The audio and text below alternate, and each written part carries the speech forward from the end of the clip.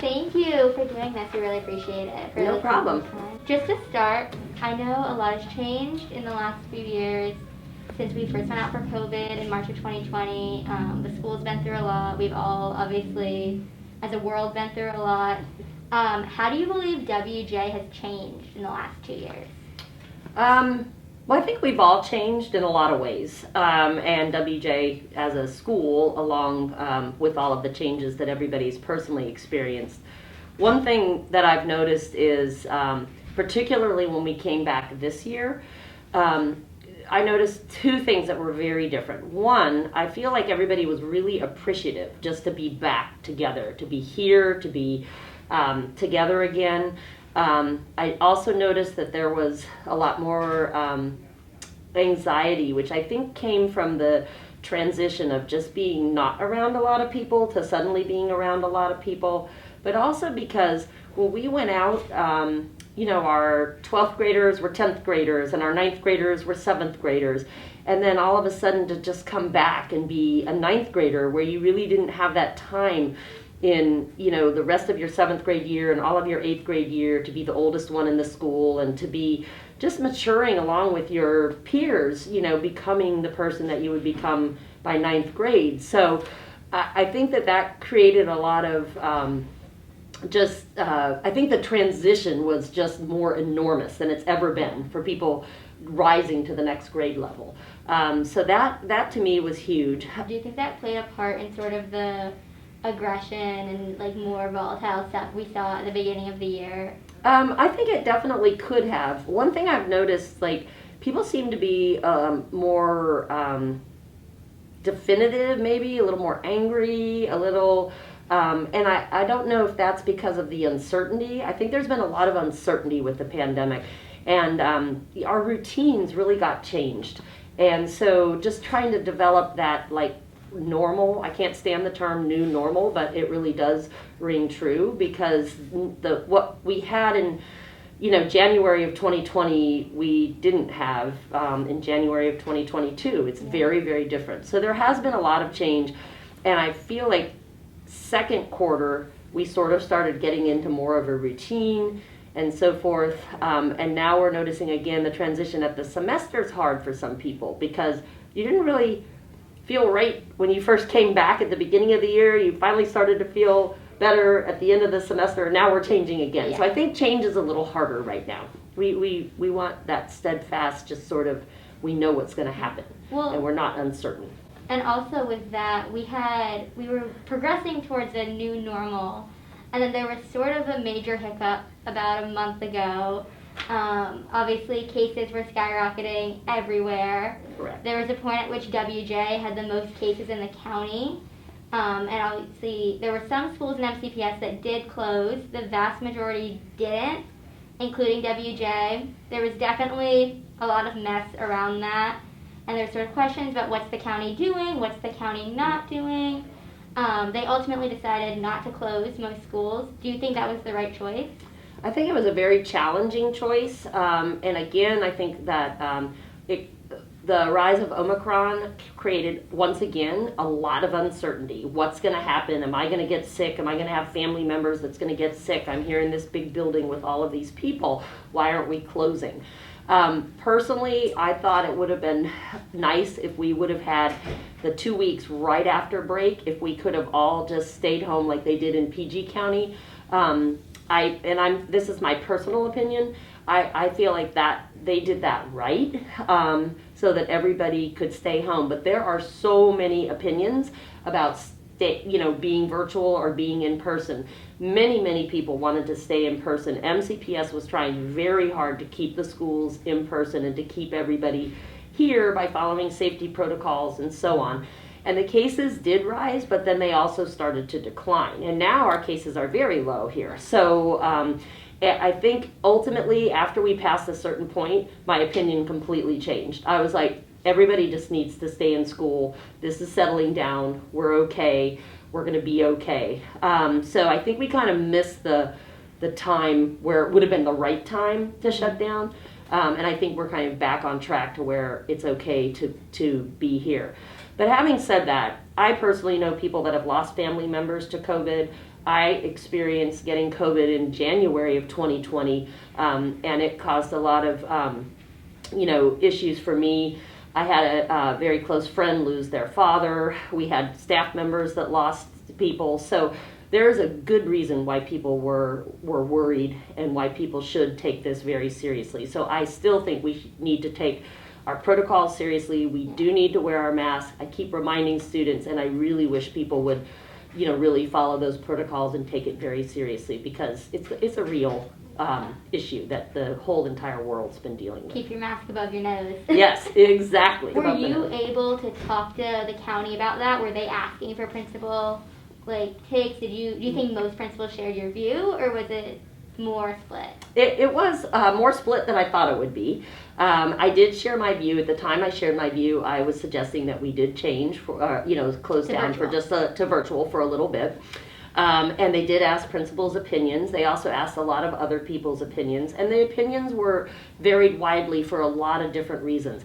For a lot of students, school is a safe place. School is a place where they feel great, and they want to be here. A lot of people didn't believe that schools should be shut down, more than I thought. Actually, I thought there would be more thinking the other way, but it really was pretty balanced on both sides. So, but they did ask our opinions. They listened to us. They had a lot of discussion, and I think them landing on looking at the actual data, like how many cases are there in each school. What they're looking at too is can the school operate? Is there enough staff there to actually operate the school? When we first came back, we had a lot of staff members out, and we're putting people in the cafeteria and the commons. That is not ideal. That's not somebody getting the instruction they deserve. So that was why at that time I felt we should close for a little bit and then reopen.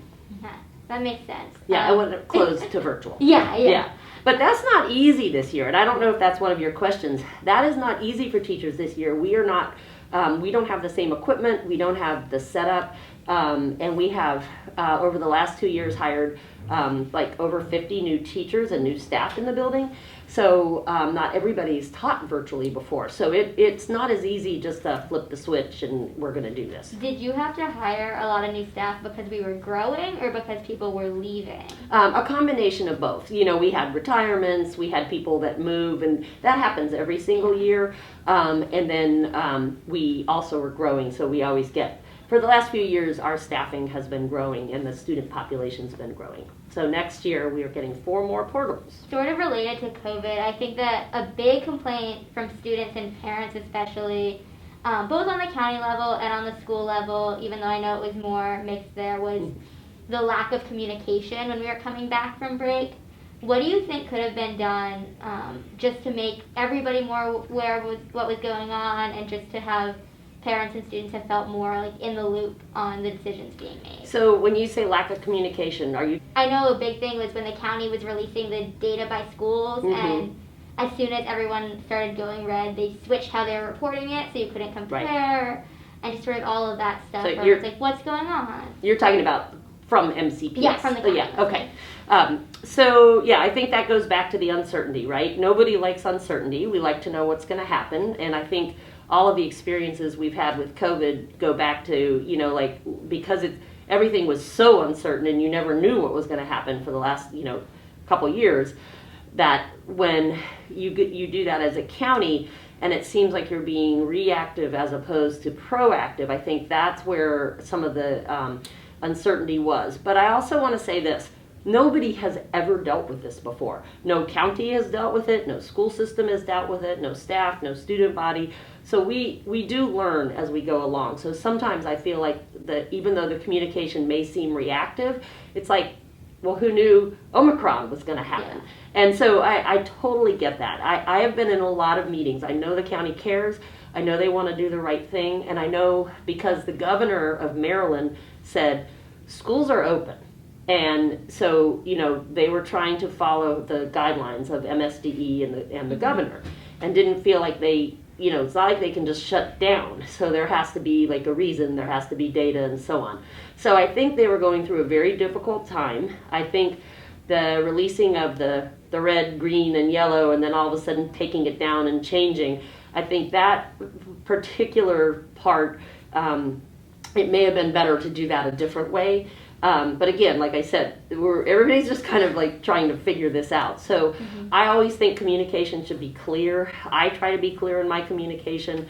I try to explain or resend county communication and say, here are the important pieces to try to help clarify for people. But it's a challenging time communication-wise because everything changes so much. Last fall, there was an incident of racist and homophobic vandalism at WJ, which triggered a lot, including a student-led walkout, but also sort of an ongoing discussion of the role of race and racism and the role it plays at WJ.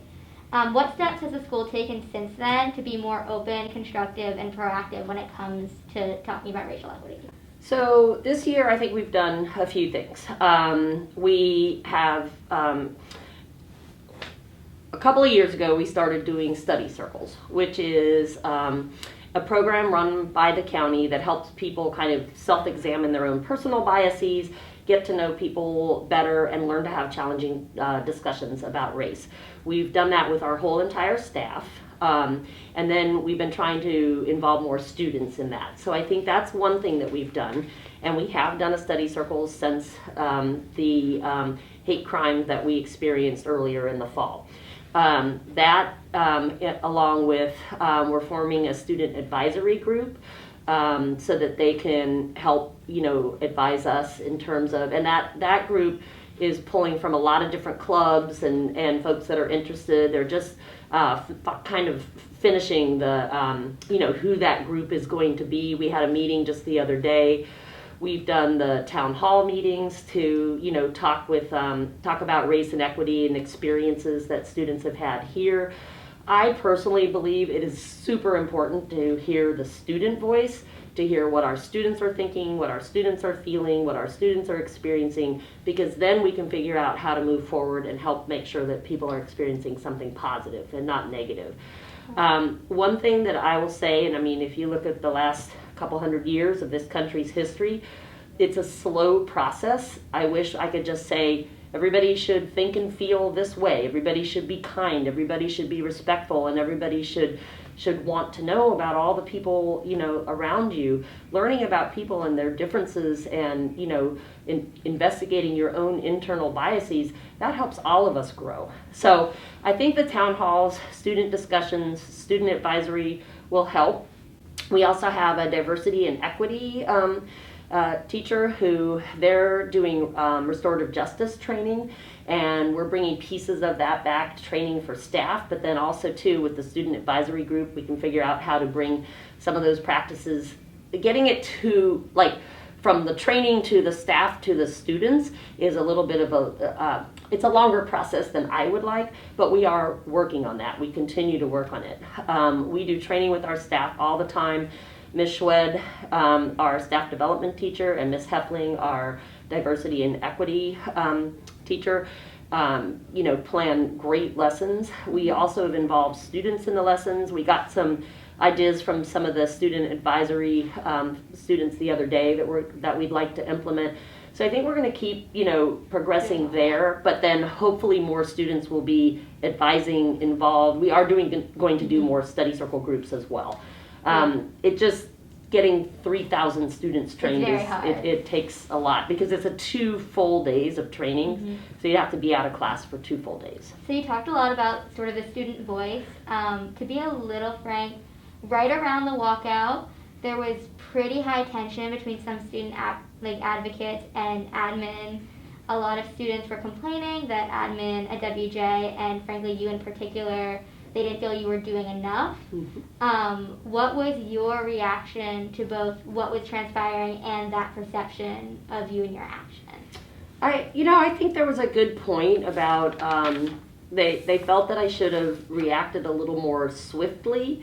I personally, I would agree maybe the initial communication could have come out faster to the community. One thing, when you have a hate crime like that, there's a lot of moving parts and a lot of people that you're interacting with, police, people from outside of the school, and so on. And a lot of this is happening at a very kind of rapid pace. So I feel like I could have gotten my initial communication out faster. Also, when I was working with Ms. Heffling, we wanted to do something. So sometimes, it takes a little planning to do, like, we did the stand up against hate, and we did some other things, that week, but people wanted it to occur faster. So I think, like in hindsight, and I always reflect on my leadership, because you can always improve, you can always do things better. I could have, maybe had, just like an open Zoom or a town hall or something where students could have come together like right away to ask questions, to express viewpoints, things like that. And then we did the walkout, which I actually think was a really, really great event planned by students. But in order to do something well, you have to have some time to do the planning. So some of it could have happened faster, probably, but I think the events like the lesson in homeroom, the stand up against hate, and the walkout, and those things, they do require a little bit of planning. So in hindsight, I probably would have given students an opportunity, like the day we came back, like that day, to just express viewpoints. I could have had my communication come out a little bit quicker on that. And I've reflected a lot on that. We've debriefed in terms of my admin team, ILT, which is our instructional leadership team, and also Ms. Heffling, just kind of talking about things we could have done a little bit differently. But how does that feel? Like, if you're trying to put all of this together and at the same time you're hearing like complaints from students, like how does that feel to you, where you're like, I'm trying to do this but not fast enough, and you're not hearing like... I mean, what it feels like is I want the students to feel like I care. I want the students to know that I care, and I want to show the students I care. So I think you can say a lot of things, but I think your actions speak louder than words. So I wanted my actions in the follow-up to be, thoughtful, planned out, and purposeful. And then to hear that students were upset, I, of course, was upset too. But I think you can wallow in that, or you can take action. So I tried to take action, and I tried to, show through further actions that I cared, that I wanted to work with students. I care what students think, and I listen to student voices. I listen to students all the time, personally, in person, and also, through a lot of other different methods. I think the student voice in a building is very, very critical, because you guys know what you need, you know what works for you, and telling us that helps us, try to help make that happen. So anyway, in this case, you learn through things that happen, and you try to make sure that it doesn't happen in the future. So if I was slow, if I didn't get communication out fast enough, if I didn't take action out, fast enough, what I felt and what I did was try to reflect on what can I do in the future to make sure that doesn't happen again. So that's pretty much how I usually roll. On the topic of equity, we've all seen the Equity 365 t-shirts. We've all heard about Equity 365. What does that actually mean to you? To me, it means that there's not a single person in this building that doesn't feel like they're welcome, that doesn't feel like they belong, and doesn't feel like they can be who they are. I just want people to feel like that's what can happen here. It also is a message for all of us to think about how we treat each other.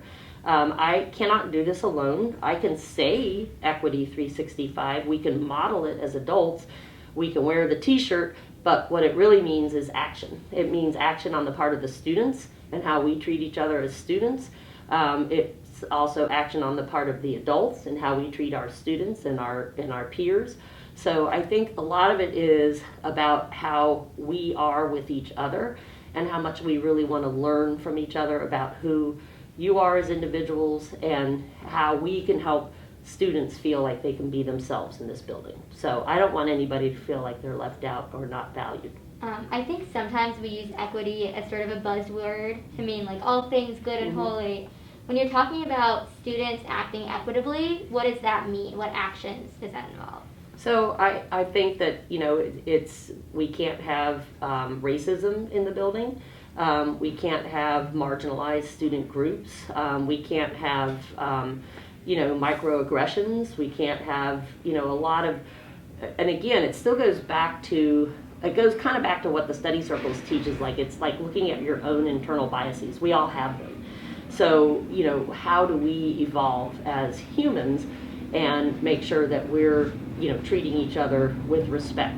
I mean, it's about respect, but it's beyond respect, right? It's our beliefs, and really truly believing that everybody belongs here, everybody should be welcome, and we need to play our role in making sure that happens. When we're talking about equity at WJ, WJ is really unique. We talk countywide about an East County, West County divide. We're pretty literally like in the middle, right on 270. We're a lot like a lot of the other W schools, but we don't actually have the same level of homogeneity and wealth. What do you see as WJ's unique place in the school system, and how does that sort of shape how you lead the school? I think that WJ, that our student population is like a microcosm of the county. Like, I really feel like we're a blend of the entire county. I thought this way when I was principal of Tilden as well, because I think our student population is very unique here, just in terms of, if you look at just the demographics.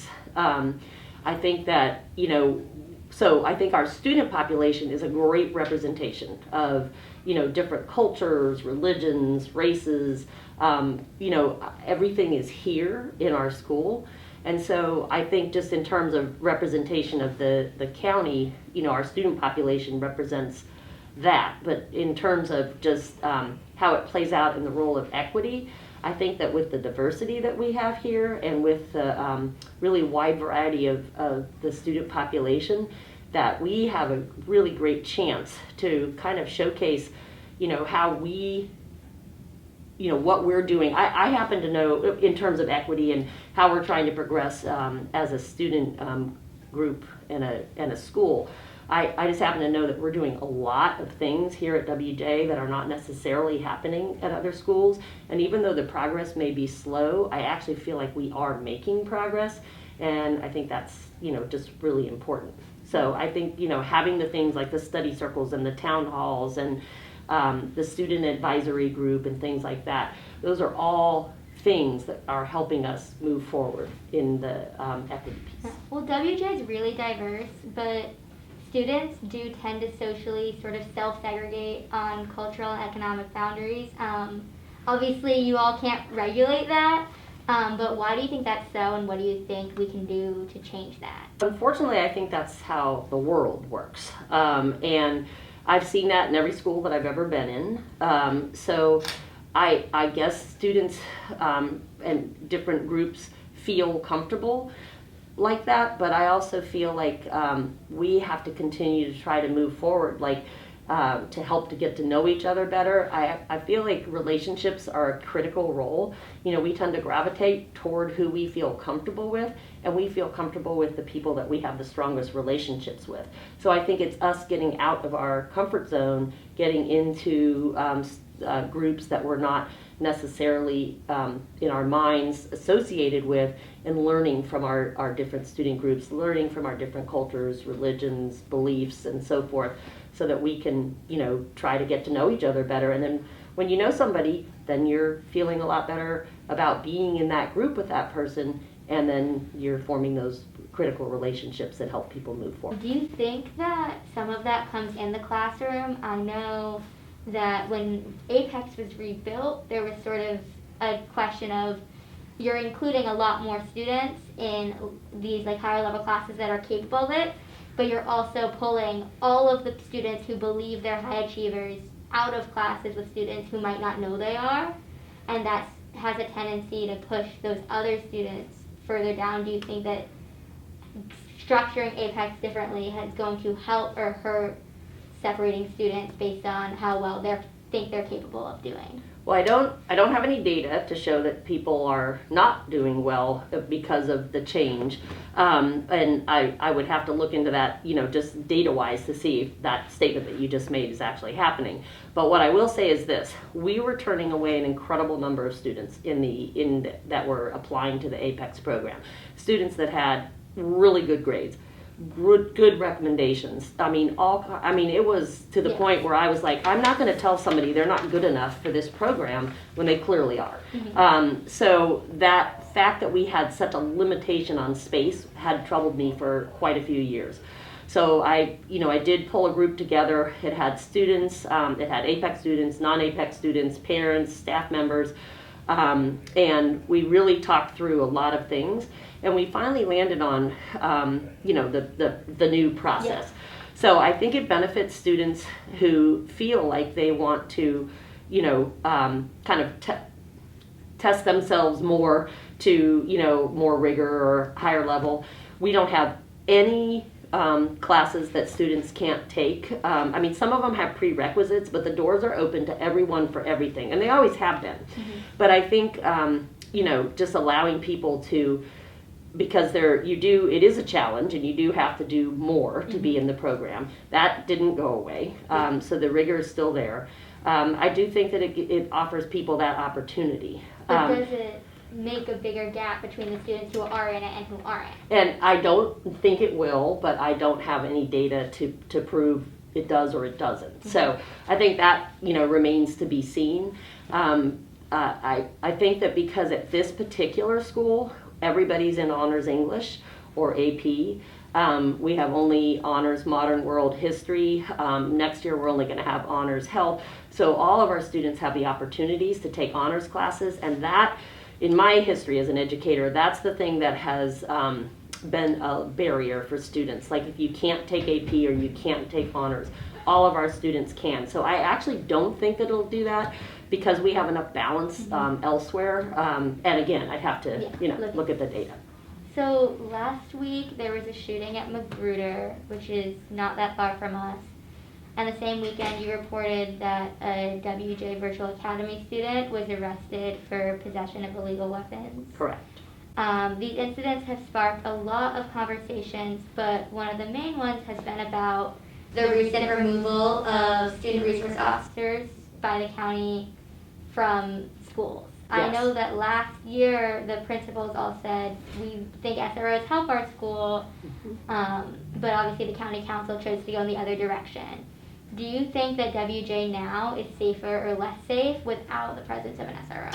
One of the things that the county council said is there wasn't enough data to show that the SROs were making an impact. And my thought on that was always, well, maybe because the SROs are in the building, you don't have the data. I'm a believer that SROs should be in the building. We do have our SRO. I think you may have seen her. She's now called a community engagement officer. She's, been back in the building this week. I have a meeting where we're talking with county leaders and the SROs and the police to kind of talk about, well, maybe the pendulum swung a little too far this way where they're not at all in the building. Maybe there's a kind of a happy medium. I do understand why some people didn't want SROs in the building. I mean, if you look at some of the things that happened across the nation with police and so forth, I understand that there's some fear that and maybe even some incidents where they felt that students weren't treated fairly by SROs. I never had that experience with Officer Jackson here. I'm a wholehearted believer that she did nothing but good in our building. And I do think that SROs help keep the building safer. I don't think there's any way that you can say that they don't, especially when you look at situations that happen, across our nation in schools. So schools are very soft targets, is, one of the ways to put it. So I don't think it hurts to have them, as long as they are, they're a presence, they're somebody that people can come to if they need to. And they're treating students with respect and forming relationships. So as we close, WJ is at just about 3,000 students right now. Yeah, next year we're projected, I think, at 2,965. We're a little below that right now. We're 2858. So that is a lot over building capacity and a lot bigger than most schools in the county. We are going to grow pretty rapidly. There's a lot of development in the area, and Woodward's not opening until 2025. Correct. I know you mentioned we're getting a bunch of new portables next year. What do you think is the plan for helping WJ sort of adapt to growth and accommodating it, especially in a building that students notice when they're in the hallways is packed to the brim? Right. So I think the plan is to give us more portables and to let us continue to grow until they reopen Woodward. I mean, I haven't heard of any other plan. Years ago, they were talking about building an addition, but then they decided to reopen Woodward, so that stopped. So what I can see coming in the future as we grow is maybe, having to stagger passing times or make, halls like we have a couple of one-way stairwells, maybe make some one-way halls, that type of thing. So I think that logistically we'll just have to look at, where the places are where we get the, just kind of the backups and things like that. And we're probably going to have to make some adjustments there.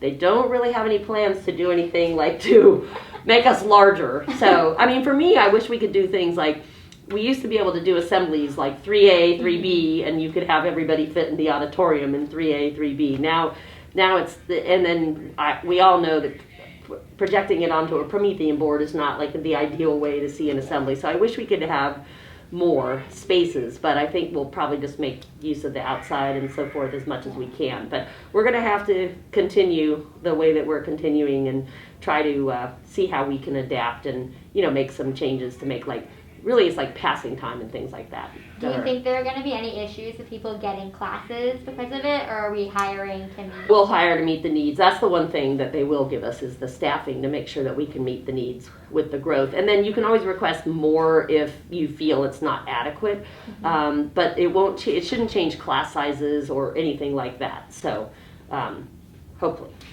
Yeah. Fingers crossed. Yes. So just to close, looking at WJ today, what do you think is the best thing WJ has to offer, and what is your cause for most concern?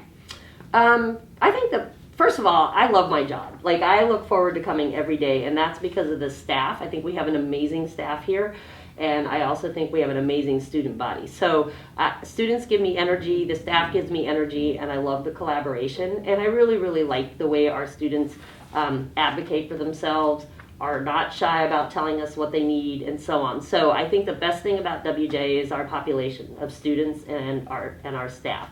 And this is a great job. I love my job. I love problem solving. I love being around people. And I really, truly, I've spent many years at WJ and in the cluster. I taught here. I was principal of Tilden. I worked at North Bethesda as well as an administrator. So I'm very invested in WJ, and it feels like family to me. It's like a home away from home.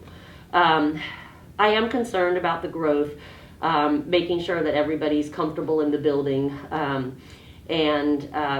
just really want COVID to depart so that we can get back to, I really want the old normal back for our students.